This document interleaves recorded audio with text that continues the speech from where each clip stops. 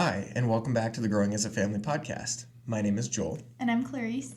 and you might have already seen by the title in the video or the podcast, but the big question, what influences you? And now, as we were talking about this yesterday, kind of brainstorming for the podcast, we realized that it was a very broad topic because you are influenced by everything. Everything in today's day and age influences you somehow. What you see, what you hear, what you eat, what you do. So we're just going to be taking a little glimpse, a few topics that we have thought about and want to just converse on. Mm-hmm. Yeah, I feel like it's a good point to make that we live in a world full of influence. We were even talking about how, people get paid to be influencers. That's like their job title. And so, yeah, it's just like we live in a world that promotes, influencing other people. And there's good influences and bad influences. Mm-hmm. And, yeah, we were just going to talk about, what do you let in? Right. Like, what do you let influence you, and what do you kind of be aware of and not let influence you? And we have a few different kind of topics. We have just like some framework, but nothing set in stone of what we're going to talk about. It's just kind of going to be open book. We got a few Bible verse passages that we're going to kind of look over. But yeah, with that being said, join us for the podcast. Yeah. Keep listening. So what would you say is the thing that influences you the most? Or me the most? Influences the world, I should say, or most people in general, I feel like the thing everyone would think of first would be like technology. And there's a lot of subcategories to technology. There's TV and movies and video games and, social media. Right. A huge one. There's like so many things that we do online these days, and every second you're pretty much consuming something and therefore being influenced whether you realize it or not, really. Right. I think that's a huge part. Is some people are like, oh, I'm not influenced by this or that, but actually you are, whether you know it or not, because we have a human nature to kind of learn subconsciously. If someone's doing something that's really awesome, we're like, oh, I kind of want to be like him, or I kind of want to do like, something like that. Mm-hmm. So I think in our day-to-day, we're influenced by a lot. Mm-hmm. And technology, with the rise of it, with like the new stuff that they're coming out with, I know that they have like these new headset goggles that can alter reality. It's like, this is crazy. Mm-hmm. And all the new video games, I think that's a big one. Mm-hmm. And like all the new like social media things, all the apps are always evolving. Like even like things like Reels, like they don't sound like new, like they've been around for a while, but really all of this is new in the last like decade or 2 decades. Mm-hmm. We didn't grow up with that stuff, so right. It's definitely infiltrated all of our lives, whether we realize how much or not. And it's like you can even take a look at your screen time, if you want to be really vulnerable and be humbled. Yep. Because I think the average person spends like, 6 hours a day? At least, yeah.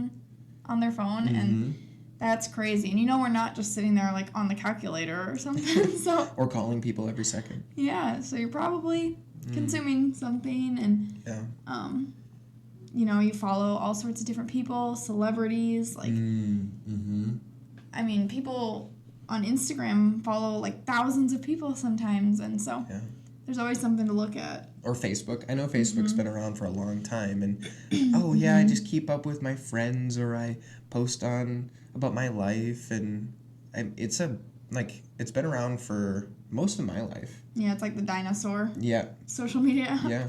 But I know that a lot of people just use it to scroll, and they got their own like Reels now, like Instagram. They're all turning into like the same app. Oh, they are. I feel like over time. They just want to distract you. They really do. Yeah, we were talking about, we've talked about this for a long time, but how like the world just wants your attention, and it's part of like the devil's schemes is to diminish our attention spans and not make us focus, because I mean, everything about walking with the Lord takes focus and time and attention. And I think that's the biggest excuse people make is, oh, I don't have time for reading my Bible. Oh, I don't have time for, going to church or God in general. And I think that's what the world tries to grab from us is, one, our attention, and two, it's our time. Yeah. I think it's crazy if you look at your screen time, and even if it's like 2 hours, that's 2 hours that you could have already been doing something way more productive. And that's, so humbling because even, I'm not the greatest about that. And sometimes I'm like, oh my gosh, like I need to put my phone down. And I feel like everyone realizes that at some point and would admit that like, I probably sit on my phone too much. And I'm not justifying this at all because I completely agree with you 100%. But like it's hard to have that time away from technology because that's what the world runs on now. I mean, for my work, I have to input my time card remotely online. I have to check the schedule where I'm at for work online. I have to, pay all my bills online. Like there's no other way almost. Yeah, you almost have to like have a phone to function. Yeah. But I'm talking about like the uses that you wouldn't really need to have. Yeah. For sure. Not like social media or just scrolling or like you said, spending 6 hours on your phone, that's not all doing something productive. Yeah. There's the term doom scrolling, and I feel like, that's such a prominent thing. A lot of these videos are like 5 seconds long or something, and that's like all our attention span is these days, which is so sad, but, you'll just scroll, and then it's been an hour, and you're like, oh, what? Like, back to reality. Oh, yeah. And I do not like that feeling, so I try not to do that. Speaking of back to reality, we kind of bonded over this when we were dating, but both Clarice and I don't like watching long movies. Is because after the movie, like, is over, we kind of, like, sit up from the couch, and we're, like, lightheaded, and we're just like, where am I? And we went on a couple dates when we were dating, That's and I think more even like engaged. The movie theater. Yeah. There's something about the movie theater where it's like you go inside during the daytime, and then you come back out, and it's like night, and you're like, what? Yeah. Like, did I just like jump time? Yeah. But yeah, we don't really watch a lot of movies. I don't know. I always feel like I could be using my time. But, I mean, there are some good movies. But we don't watch TV shows, really. We don't have a TV, so... Yeah, we don't. It's true. But, I mean, you can scroll on there for a while. I remember times where, I've been at people's houses, and it's like, oh, Netflix. And you scroll for, like, an hour looking for a movie. It's like I could have already watched a movie. Yeah. And then you watch something that's not necessarily God-honoring. Yeah. That's the thing that I don't like about a lot of today's culture is it's not God-honoring. Whether it's the things that are posted or the movies that are played, it like the underlying part that it plays in your life, it's not God-honoring, and it influences you in a bad way, is what I'm trying to get at. I think that, take some time away from it. Clarice and I, right before we got married, we said we're going to do a year without TV.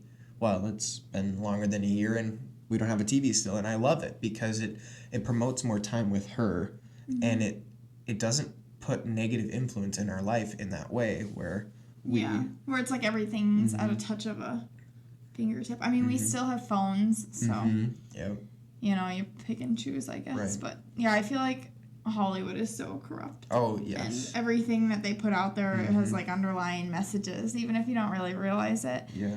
And yeah, I feel like the world just like celebrates and glorifies sin in such like a, I don't know, sometimes like it just like sneaks in. It's not like obvious, but you gotta watch what you let yourself look at. Which brings me to an interesting point because as we were going over this, we kind of thought of Ephesians 5:15, which I'm going to read it here. It says, "Be careful then how you live, not as unwise but as wise, making the most of every opportunity because the days are evil." I think that's very practical for this day and age. Mm-hmm. And it's basically telling us to use our time wisely. It's, hey, don't spend 3 hours playing video games. Like, you could do so much with that. You could go outside, you can make memories, you can build a garden. Yeah, we're working on that. We are working on that. Yeah, you can. I mean, there's so many things that you can do, and a lot of people know that. They're like, oh, I could. Like, with the amount of time that you sat on your phone, you could have mastered a new hobby. Yeah. You know, I forget how many hours they say it takes to master a hobby, whether it's like 100 or 1,000, something like that. But it's like we spend that much time, like, monthly, you know, on our phones. We could have had a new hobby every month and mastered. Yeah. Oh, yeah. And I think even to, like, it says here in verse 15, like, make the most of every opportunity. I think that, I mean, even I don't do a very good job of that. It's like, yeah, you know, I'm just going to sit here and relax for a little bit. And sometimes that's good, but, like, you have to be conscious of what's going on and what you should be doing and what you could accomplish because, like, you only have so many days here on this earth. And yeah. I feel like that's why it's important to have goals, you know? If you're just like, well, I have nothing to do, then you're probably going to do something that's not productive. But if you have something to work towards, you know, that can motivate you to spend your time a little better. But yeah, technology is very influential. It is. Does it influence you in any way? It totally does because, like, at my work, there's always music playing. Like, on a job site, you'll walk to one end and you'll hear country, and then you'll walk to another end of the job site and you'll hear rock. And so, like, music is a big part, and I think that influences a lot of people. Definitely in negative ways because, I mean, some people are, like, rapping and playing music that is definitely not God-honoring, and it's like, what am I listening to right now? And I think that it has a negative influence on them. Well, they might not be Christ followers, but you are, and you're also consuming it second hand. Yeah, that's true. But I think there's also a good use of that. Like, you could play, you know, good uplifting music, you know, hymns. You could be listening to podcasts. Like, there's a huge difference between them, and one is super negative and one can be really positive. So I think just personally that's what, you know, comes from. Yeah, I feel like you don't know what you're listening to sometimes. Like, the catchiest songs are usually not very, like, good songs. The lyrics aren't, you know, God-honoring like you were saying. And those songs just get stuck in your head. It's like, what? What am I thinking about? There's been times where I've had to say a prayer of, like, Lord, help me forget what, like, this terrible catchy song. Yeah. And, I mean, not that it's influencing me, but, you know. Right. But, yeah, I feel like watch what you let yourself consume. Like, who do you follow, you know? Go through the list. You know, what kind of... Are you following a bunch of celebrities, or are you following people that you look up to? You know, I follow a lot of, like, homemakers and moms and people that I love their advice and their wisdom. I'm like, oh, this is so good. Or, but, I mean, even with that, you gotta watch, like, are you becoming jealous? Are you envious of their lifestyle or how well they know how to garden? It's okay. We're starting a garden if you didn't hear. Yep. Maybe I'll throw that in there one more time. But, yeah, I feel like technology is the biggest one this day and age. It influences all of us, whether we know it or not. Yeah. But, another one? I think friends, who you keep around you, can influence you more than you know. And I think it's really important to have a good friend group that builds you up and doesn't tear you down, that you can lean on and go to with problems. I think that's really life-giving. And for example, when Clarice and I moved to where we are now, we moved about 30 minutes from where you went to school. Yeah. And we didn't have, like, any friends because they all went back home from the college town, and we moved away, and we're kind of like, you know what? That's, like, the first thing on our priority list is we need to go to church and make some friends of our age. And we did, I think, in the first month, I would say. Started building some connections and, you know, asking people if they wanted to hang out or get together Mm-hmm. and, trying to weasel our way in there Yep. so we could have some community. But, I mean, that's really important for every season of life. Like, Mhm.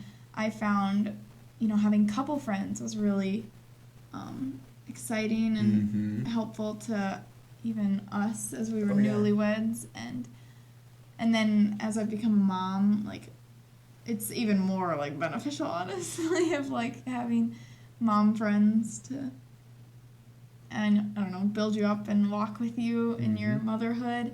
And so I feel like to every season of life, like, friends can greatly, like, impact and Mm-hmm. shape who you are, and or they can drag you down, like, sometimes you gotta end a relationship, Mm. if you feel that needs to be done. Yeah. It's like the saying, coworkers make or break a job, and they really do. But friends make or break your relationship with Christ or how you live. Mm-hmm. And that's really impactful in my life because I grew up in a homeschool group, and I had a lot of close, godly friends. And then as we grew up, we kind of just all drifted apart. And I was kind of like, what is happening? Like, where's my life going? What do I do? Mm-hmm. Like, everybody's gone. I don't have Yeah, they're this, almost like a foundation. yeah, this like structure. Mm-hmm. Especially growing up, you have the same friends. Yeah. It's like earth shattering when when you realize you're growing apart. But Yeah. yeah, I also think of the saying of, like, you are who you hang out with, or you're the culmination of the top, like, 3 or 5 people you hang out with. It's like who you surround yourself with, you're gonna act like, you're gonna think like, you're gonna develop the same ideas and Yeah. opinions. So I feel like it's really important to surround yourself, like, your closest friends should be, followers of Christ, Mm-hmm. who can build you up and pray for you, and you can talk about real stuff, Yeah. and I feel like that's way more impactful in a good way and influences you in a good way rather than having friends that tear you down or, are involved in things that you shouldn't be. Mm-hmm. Oh, yeah, definitely. Um, for those of you who think, oh, I'm not influenced by my friends at all, I was that way. And let me tell you, that's completely wrong because you are definitely influenced whether you know it or not. Because I was like, oh, yeah, I'm not influenced by what people say or do around me. I just kind of do my own thing. And it was kind of like brought up to me when I was like hanging out with our friends. And Clarice goes, wow, you really sounded like this guy when you like one of your best friends just then. And I was like, really? Like, I didn't know I was picking up on that. Like, of course he's a close friend and, he's super awesome. So, I don't mind. But yeah, it was like the first time that I was like, really? I'm influenced by that? Huh. So it can infiltrate even the closed off people if you want. Yeah. So be careful who you hang out with. And I think of the verse in Corinthians, 1 Corinthians 15:33. It says, do not be misled. Bad company corrupts good character.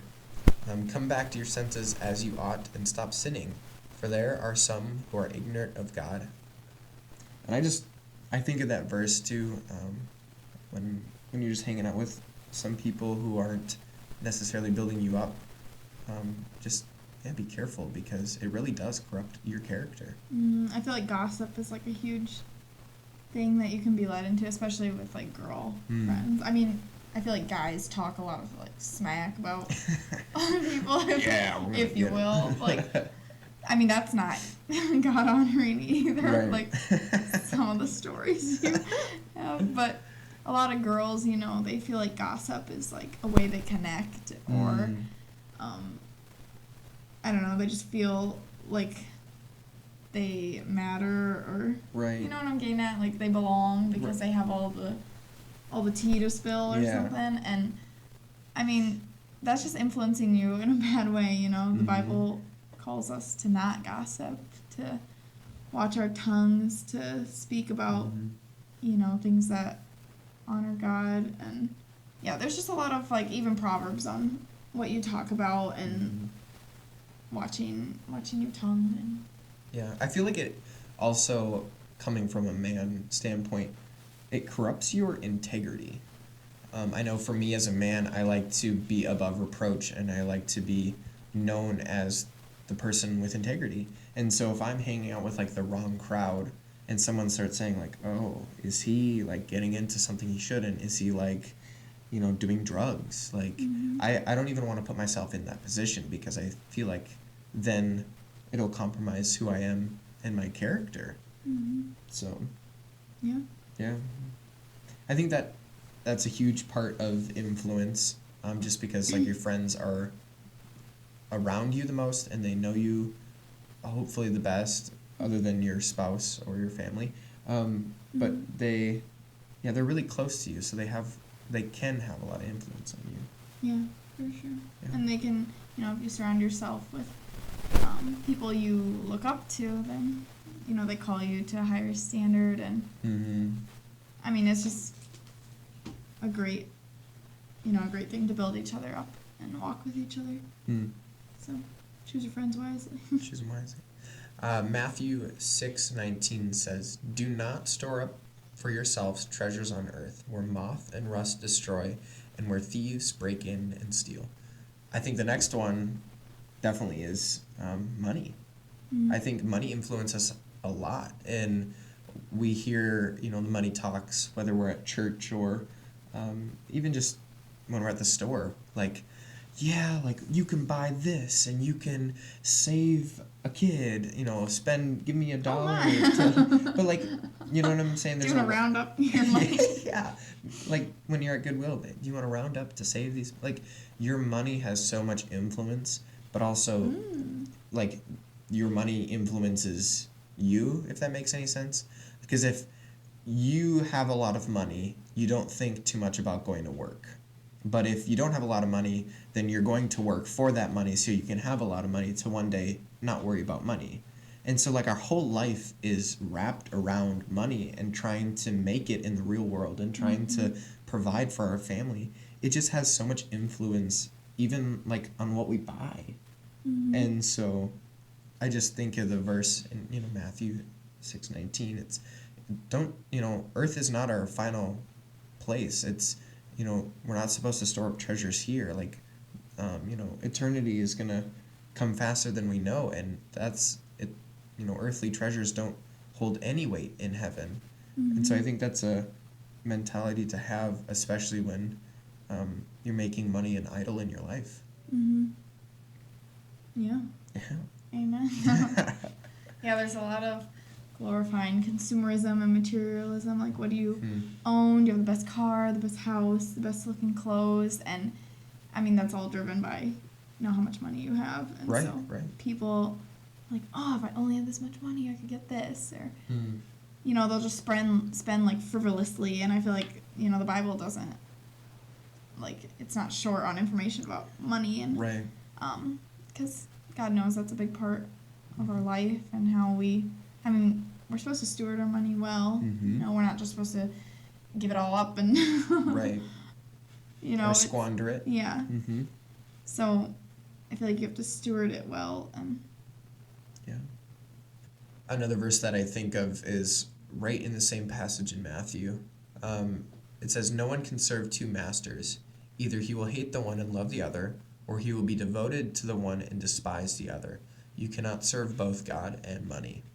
And I think that's really relevant in today's day and age. Like I was saying, we're all driven by money, and it's like status in this world. If you have lots of money, then you're popular. You have more influence.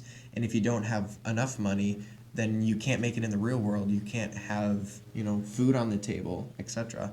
And so I think having the correct view that Christ is over our money and that it is Christ's sets us up our heart posture on the right path, and so that we don't make it an idol. I would say that, like, we've never struggled with money and, like, fighting about it too. And there's been, a few times where it's like, oh, you kind of, like, you want to do that now? Like, are you sure we have enough money? I mean, that's more of, like, a wife, like, insecurity thing of, sometimes I don't always know exactly all the numbers. It's like, it's more of like a double check. Like, are you sure we can do that? But you know, I trust you with Right. that. But we don't, you know, fight about how much we are spending because we barely spend over Right. what we have to buy. Mm-hmm. And like I said, live below your means. Yeah, Really helps. it does. And I think it helps make money not so much of like number one in your life. You know, if you are a saver and you're thinking, how can I, you know, steward my money well? How can I save my money well? How, you know, I don't necessarily need that new thing right now, you know? And a lot of the world is pushing for that instant gratification. And going back to technology, I think that's like our attention span is so low. Well, also our instant gratification, we want to be So high. yeah, it's so high. Like we want to be like we want it now. We want to eat now. Oh, it smells so good. I want to just eat that right now. Like we just want everything now. Mm-hmm. And Same with money, yeah. same with money. Mm-hmm. Yeah, go for it. No, that's what I was going to say. Same with money. You know, you want it now. You want to earn the quick buck. Mm-hmm. Yeah. And that it doesn't matter in the grand scheme of things. And Mm-hmm. Yeah, I feel like all of these things can be idols, you know. Mm-hmm. Other people can be idols. Money can be idols. Technology can be an idol. Mm-hmm. Whatever you think about more than God is an Mhm. idol, which is very convicting, you know, that Yeah. and all those things also influence you. So, I mean, it's such a broad topic. Like, you have Yeah, it to ask is. yourself, you know, what's influencing me a lot? Like, Mm-hmm. or even look at the sin in your life. Like, if you feel convicted about something, maybe there's an underlying influence behind that. Maybe you're hanging out with the wrong crowd and it's kind of making you want to do this, or, you know, and I mean, you know, that's, Right. I feel like you just have to look deeper at yourself. And you got to ask yourself, is it God honoring? Because, like, there's been a few times, this was quite a while ago, when we were going to watch a TV show or a movie, and Clarice's like, I don't want to watch that because that's, you know, rated R. I just don't want to watch that right now. And, you know, and thinking about these things and, like, hey, is it God honoring that I buy this product? Is it, you know, going to glorify God in some way? And even using like technology, I mean, there's so many things that just are super corrupt. And I know that like even our phones, they can be very corrupt. And it just, we have to ask ourselves, is this God honoring what I'm doing right now? You know, It's a humbling it question. is. Because oftentimes the answer is like, no. Yeah. Sometimes it is. Mm-hmm. So, and the main thing is Christ, you know, to glorify God with everything, with who we are and what we do and our time and our talents and our money and our conversations and yeah, I mean, that's just the main point. Mm-hmm. Yeah, that should, like, your faith should influence you the most, you know, and I mean, even influence you enough to not care what other people think, because I feel like that's a big thing. It's like, oh, like, if I delete social media, what will people think? Or if I stop hanging out with these friends, what will people think? And suddenly, like, your reputation is, like, your influence, you know? And you want to look cool or something, and I feel like, I don't know where my thought was going, but it all traced back somewhere to let your faith influence you, give you courage to do the hard thing. Mm-hmm. Well, and it, you know, Paul says, do not be ashamed of the gospel. I think that we, especially the younger generation, somewhat are. We can't sit in a room without, you know, with other people and not pull out our phones. It's like we can't have social anxiety, and we can't do the hard thing or be uncomfortable, or, you know, like you said, getting rid of social media. What will people think? Or, you know, playing Christian music at work. What will people think? Like, you know, go for it. Like, you know, your influence, or you're being influenced in other ways and by your own self, and like. Yeah, and you could influence other people by spreading Christ's light around you. Yeah, flip it on them. Influence them. Yeah. Be a good influence. Be a Christ-like Yep. influence. And I feel like that gets easier as you get older. You know, you start to care a little less what people think, especially after you get married, you know. Like, oh, I don't care about it. Like, but especially, like, you know, if you're a teenager or younger, it's often, like, I remember being in high school, I always cared what I looked like, and I just felt like I had to keep up some cool look, even though I didn't even really want to be that way. And you're just so much easily influenced like, at that age. And I feel like you you're... gotta guard yourself. Yeah, I feel like it just becomes easier when you get older because you start to understand that, yeah, I don't have to be nervous or ashamed about these things. Like, this is how my family does it. This is how I want to do it. You know, and if people got a problem with it, they don't have to like me, you know. And they don't hold weight in your life anymore. Right. Whereas before, it feels like everybody does. Like, I want everybody to like me. I'm a people pleaser. And, I mean... Deep down, we want to have the influence, you know. And it's true. But I feel like your life overall should reflect Christ. Like, you know, in the things that you say or the things that you do, you shouldn't just be a totally different person when you're hanging out with your friends, and then when you get home, you're just, again, different. And you should always reflect Christ in your life. And it's integrity again. Kind of like it you is. said. Yeah. So that was all we had for that. We know it's a big topic, but that's just kind of the things that we thought of that influenced us in a little bit, in the ways. Anything else to add? No, just ask yourself what influences you. Yeah. Think about it. Yeah. Talk with your spouse about it. It was really interesting. It was cool to dig into this and to sit down and brainstorm with Clarice about it. So, well, thanks for watching the Growing as a Family podcast, and we'll see you next time. Bye. Bye.